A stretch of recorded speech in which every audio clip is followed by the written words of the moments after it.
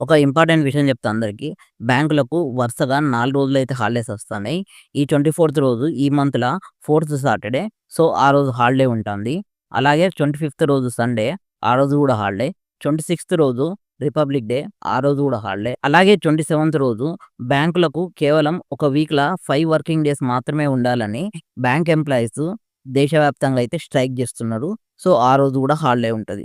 కాబట్టి మీకేమైనా banking works ఉంటే ఈ 24థ్ లోపే ఫినిష్ జేసుకోండి. లేకపోతే మీరు 4 డేస్ అయితే వెయిట్ జేయాల్సి ఉంటది గాబట్టి, ఏమైనా బ్యాంకింగ్ వర్క్స్ ఉంటే డిలే అవ్వకుండా ముందే కంప్లీట్ జేసుకోండి. బ్యాంక్ ఎంప్లాయీస్ ఒక వీక్‌ల 5 వర్కింగ్ డేస్ కోసము స్ట్రైక్ జేయడం అనేది నాకైతే నచ్చలే.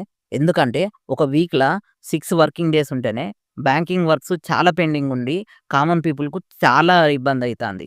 అంటే అవేర్‌నెస్ ఉన్నోళ్ళు, నాలెడ్జ్ ఉన్నోళ్ళు యాప్స్‌లల్ల, వెబ్‌సైట్‌లల్ల బ్యాంకుకు పోకుండానే వాళ్ళకు అవసరం ఉన్న పనులన్నీ చేసుకుంటాళ్ళు. కానీ ఇక్కడ ఎఫెక్ట్ అయ్యేది కామన్ పీపుల్. కాబట్టి 6 వర్కింగ్ డేస్ ఉంటేనే ఇన్ని పనులు పెండింగ్ ఉన్నప్పుడు 5 వర్కింగ్ డేస్ అయితే ఇంకా బ్యాంకింగ్ వర్క్స్ అనేటివి పెండింగ్ అయ్యి కామన్ పీపుల్‌కు చాలా సఫర్ అయితారనేది నా ఒపీనియన్. మరి మీరేమనుకుంటాలు? బ్యాంకింగ్ ఎంప్లాయీస్‌కు ఒక వీక్‌లో 5 వర్కింగ్ డేస్ ఉండాలా? 6 వర్కింగ్ డేస్ ఉండాలా? మీ ఒపీనియన్ తప్పకుండా కామెంట్ సెక్షన్‌లో కామెంట్ చేయండి. ఈ వీడియో ఎవరికైతే యూజ్‌ఫుల్ అయితదనుకుంటారో బ్యాంకింగ్ హాలిడేస్ కోసం వాళ్ళకు తప్పకుండా షేర్ చేయండి. వీలైతే లైక్ చేయండి. Thank you.